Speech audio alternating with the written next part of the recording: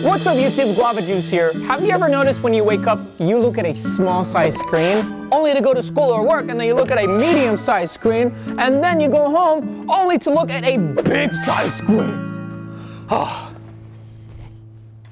Yeah, that's not healthy. Most of us are fixated on a screen for hours and hours of the day. I get it, social media is fun, it's entertaining, but too much of it can be toxic for our mental and physical health as well. Do you ever wonder what it's like when we use our phone and then our phone's actually not there? Here, I think it's just better for me to show you.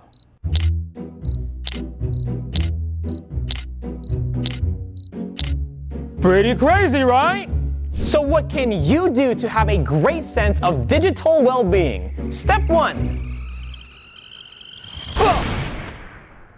Understand how much screen time your eyes are getting and pay attention. Are your eyes hurting? How about your neck? How's your neck feeling?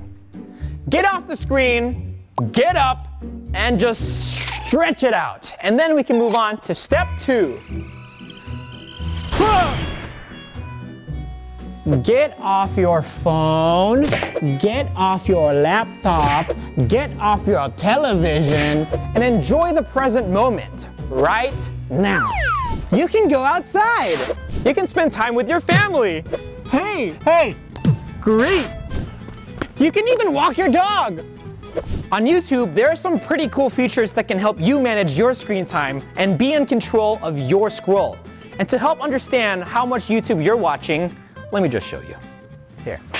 You can check your time watched profile, and to help you walk away, you can set break and bedtime reminders. And finally, step number 3.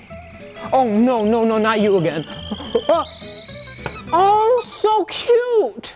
Okay, go. If you are online, think about how what you watch and what you do affects you. And choose stuff that gets you feeling good or teaches you something like how to bake a cake or how to exercise.